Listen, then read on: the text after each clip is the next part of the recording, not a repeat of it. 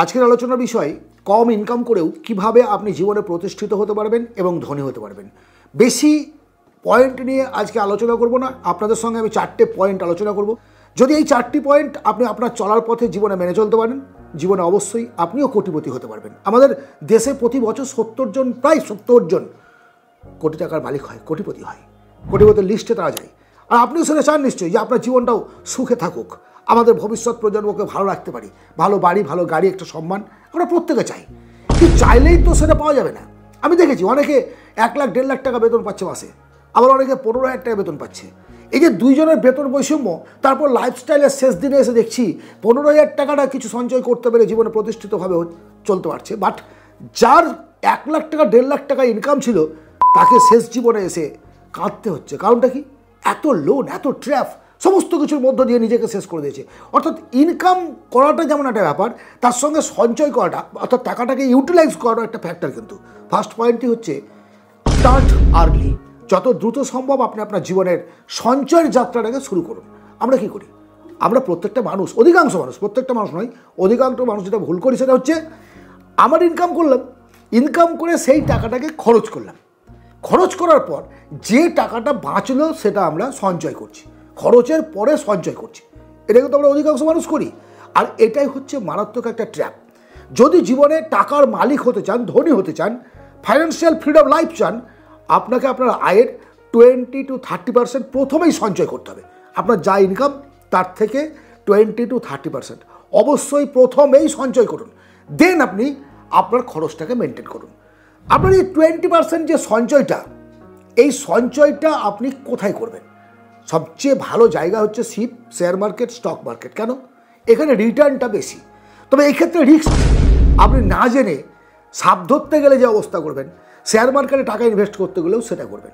সুতরাং যখন আপনি শেয়ার মার্কেটে বা শিপে টাকা লাগাতে চাইবেন, ভালোভাবে জানুন, বুঝুন, শিখুন, তারপরে ছোট ইনভেস্ট করুন।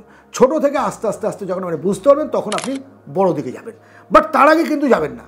ইনভেস্টমেন্ট করবেন বুদ্ধিমত্তার সঙ্গে, কারো দ্বারা প্ররোচিত হয়ে নয়, কোনো এজেন্টের দ্বারা নয়, কোনো আপনাকে একজন সার্টিফাইড অ্যাডভাইসার সঙ্গে রাখতে হবে, কারণ তাতে আপনি ইনভেস্টের ব্যাপারটা সঠিকভাবে বুঝতে পারবেন। কিন্তু তার সঙ্গে আপনার নলেজ থাকাটাও জরুরি। এই যে বললাম 20% টাকা ইনভেস্ট করবেন, আর বাকি 50% টাকা আপনি কী করবেন? আপনার সংসারটাকে মেনটেন করবেন। সংসার পরিচালনা করার জন্য অনলি 50% থাকলো, কত? 30%। এই 30% টাকা আপনি শর্ট টার্মের জন্য ইনভেস্ট করুন। আরডি করুন, এফডি করুন, যা কিছু আপনি 24 ঘন্টার মধ্যে বা 48 ঘন্টার মধ্যে টাকাটাকে লিকুইড মানি করতে পারেন। এই বিষয়টা আপনাকে খেয়াল রাখতে হবে। কারণটা কি? লং টার্ম ভিশনের জন্য আপনি 20% রাখছেন, আপনার রিটায়ারমেন্টের পলিসি, আপনার সমস্ত কিছুর জন্য 30%টাতে আপনাকে যেটা করতে হবে সেটা হচ্ছে for long term education system. যেমন আপনার সন্তানকে আপনি চান জীবনে প্রতিষ্ঠিত করতে, তাহলে তার এডুকেশনের একটা খরচ আছে।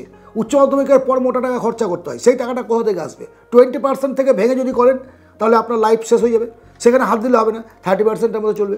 আপনাকে জীবনে বাড়ি করতে হবে, আপনার একটা গাড়ির প্রয়োজন আছে, এর জন্য 30%, 20%-এ হাত দেবেন না, আর 50%-এর মধ্যে সংসার চালাবে, তাতে আপনি একবেলা না খেয়ে থাকুন। আমার বক্তব্য এরকম, সোজা কথা।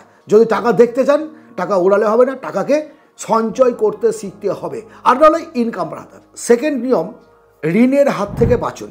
এই যে ট্র্যাপটা, একটা প্রচণ্ড প্রচণ্ড ক্ষতিকর এবং মারাত্মক ট্র্যাপ। কারণ এই ঋণের জালে জর্জরিত হয়ে এমন একটা অবস্থায় পৌঁছায় মানুষ যে তার লাইফটা হয়ে যায় একেবারে মাজা ভাঙা সাপের মতো, মেরুদণ্ডহীন একটা কাপুরুষের মতো জীবন কাটাতে হয়। কারণ এই যে ঋণের বোঝা তাকে এমনভাবে পঙ্গু করে দেয়, চিন্তা করতে পারবেন না। কেন বলুন তো? অধিকাংশ ঋণটা আমরা কেন নেই? সব লাইফস্টাইলের জন্য অধিকাংশ ঋণ নেই। আইফোন কিনবো লোনে, বাড়িতে একটা টিভি কিনবো লোনে, আমার একটা ডেকোরেশন করার দরকার আছে লোনে, যা কিছু করছি শৌখিনতার জন্য লোন করছি। এই লোনটা খুব খারাপ লোন। আপনি কখনো আপনার ওয়ান্টের জন্য লোন করবেন না, আপনার প্রয়োজনের জন্য আপনি লোন করুন। প্রয়োজন আছে তখন আপনি লোন করুন। আপনার হাউস বিল্ডিং লোন নিয়ে বাড়ি করতে হবে। এবার লোন নিলেন, ভাবতে হবে যে আপনার যা ইনকাম, ইএমআই যেন তার 30%-এর বেশি না হয়। অর্থাৎ যদি আপনি 10,000 টাকা ইনকাম করেন, তাহলে ইএমআই 3,000 টাকার বেশি যেন না হয়, এটা আপনাকে মাথায় রাখতে হবে। বলেছি, ওই যে বললাম প্রথম দিকে বলেছি আমি, 20% সেভ করবেন, 30% আপনার। এই 30% টাকা আপনি ইএমআই হিসেবে ব্যবহার করতে পারেন। 20টাও হাত যাবে না, আবার 50তেও যাবে না। আমরা অধিকাংশ মানুষ যেটা করি, কোনো চিন্তা ভাবনা না করে হুট করে একটা বড় ধরনের লোন নিয়ে নিলাম এবং তা কী করছি লোন নিয়ে? মেয়ের বিয়ে দিলাম, ছেলের বিয়ে দিলাম। আরে ছেলের বিয়ে তো লোন করছে, চিন্তা করতে পারেন আপনি। ওরা শৌখিনতার জন্য লোন, ট্যুরে যাওয়ার জন্য লোন। এইসব লোনগুলো আপনাকে কখনো জীবনে সোজা হয়ে দাঁড়াতে দেবে না। আজ থেকে এই জিনিসটা ছাড়ুন, এই অভ্যেসটা থাকলে সেটা ভুলে যান। আজকের যা অবস্থা, বর্তমান যে অবস্থা, 2025 সাল, আগামী দিন আরও ভয়ঙ্কর সময় আসছে। একটা ইনকামের ওপরে বসে থেকে আপনি জীবনে কোনো দিন কোটি টাকার মালিক হতে পারবেন না। তাহলে আপনাকে মাল্টিপল সোর্স অফ ইনকাম করতে হবে। মাল্টিপল সোর্স অফ ইনকাম তো করতে হবে স্যার, বুঝলাম, কিন্তু কীভাবে করবো? এখন আপনি আমাকে প্রশ্ন করবেন, আমরা কাজ করছি, জব করছি, এরপরে আমরা টাইম পাচ্ছি না, তারপরেও আপনি বলছেন মাল্টিপল সোর্স অফ ইনকাম করতে হবে। ইয়েস, প্রত্যেকটা মানুষ যদি ইচ্ছে করে তাহলে অন্তত আধ ঘন্টা 30 মিনিট সে সময় বার করতেই পারে। আজকের দিনে যদি মনে করেন যে আমি মাল্টিপল সোর্স অফ ইনকামের জায়গা খুঁজে পাচ্ছি না, তাহলে পরে খুব ভুল কথা। একটা স্টুডেন্টও বাড়িতে বসে এখন ইনকাম করছে ফ্রিল্যান্সিং করে। আপনি ফ্রিল্যান্সিং করতে পারেন, ইউটিউব করতে পারেন। আপনি যদি ভালো লিখতে পারেন তাহলে আপনি রাইটার হন, আপনি একটা বই লিখুন, আপনি বই লিখে পাবলিশ করুন, তার রেভিনিউ সারা জীবন ধরে, একবার না, একটা বিষয়ের ওপরে, একটা টপিক্সের ওপরে আপনি সারা জীবন ধরে ইনকাম করবেন। ইউটিউব থেকেও করবেন, ব্লগিং থেকে করবেন। আপনার অনলাইনে ইনকামের রাস্তা প্রচুর, শুধু ইচ্ছেটা চাই। আমি করব না, আমার চেষ্টা নেই, তাহলে কিন্তু হবে না। মাল্টিপল সোর্স অফ ইনকাম না করতে পারলে আপনি ফাইন্যান্সিয়াল ফ্রিডম লাইফ পাবেন না।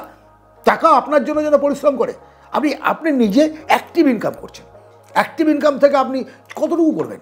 প্যাসিভ ইনকাম প্রয়োজন, যেন টাকা অন্য দিক থেকেও আপনার কাছে আসতে শুরু করে। সো মাল্টিপল সোর্স অফ ইনকামের রাস্তা এখনই খুঁজুন। কারণ আমি জানি প্রত্যেকটা মানুষের মধ্যে কোনো ট্যালেন্ট আছে। হ্যাঁ, মেবি আপনি কমেডিয়ান চ্যানেল দেখুন, ইউটিউবে আছে, আপনি সেটাই করুন। আপনি ভালো অভিনয় করতে পারেন, অভিনেতা, আপনি অভিনয়ের একটা শর্ট অভিনয়ের চ্যানেল খুলুন, সেখানে আপনার নিজের অ্যাক্টিংটাকে দেখান, প্রকাশ করুন, হাতের কাজ জানেন সেটা শেখান। আপনি শিক্ষকতা করেন, শিক্ষকতা শেখান। সমস্ত মানুষের মধ্যে কিছু না কিছু স্কিল আছে। এখানে চেহারা ফ্যাক্টর নয়, আমার মাথায় চুল নেই তারপরে আমি করছি, এসব না বস।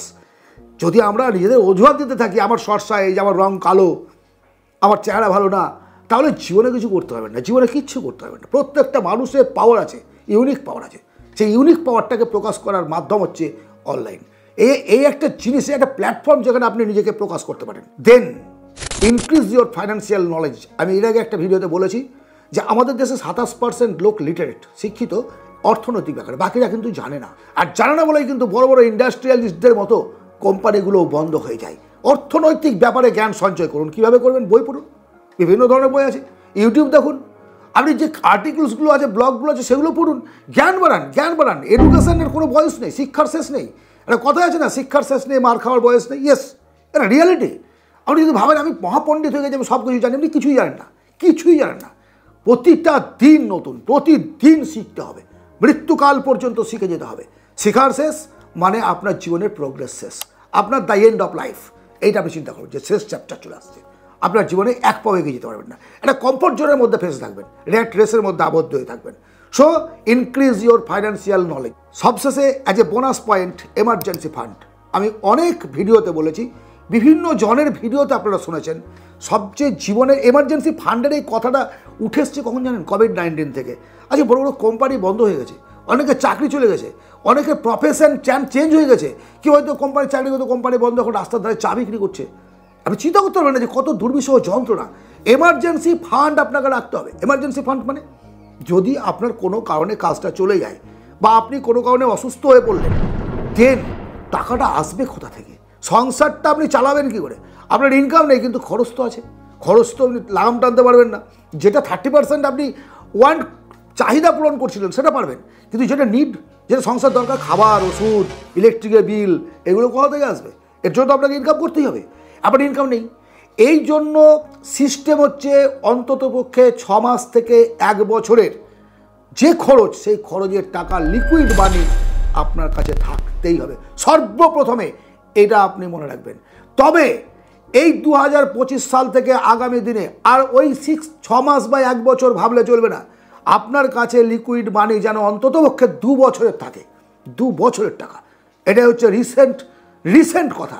এটা আমার নিজের ব্যক্তিগত কথা বলছি আমি, যে আজ 6 মাসের টাকা থাকলে কিচ্ছু হবে না। 6 মাসে আপনি আবার কাজ পাবেন, আবার নতুন করে জীবন শুরু করে পারবেন না। 2 বছরের লিকুইড মানি রাখুন। 2 বছরের লিকুইড মানি কোথায় থাকবে? আপনি এফডি করে রাখতে পারেন। কেন? যেন আমি এই টাকাটা দ্রুত ভাঙাতে পারি, দ্রুত তুলে নিতে পারি, যেন টাকাটা আমার এমার্জেন্সি কাজে লাগে। এমার্জেন্সির জন্যই এমার্জেন্সি ফান্ড। এটা আপনাকে রাখতে হবে।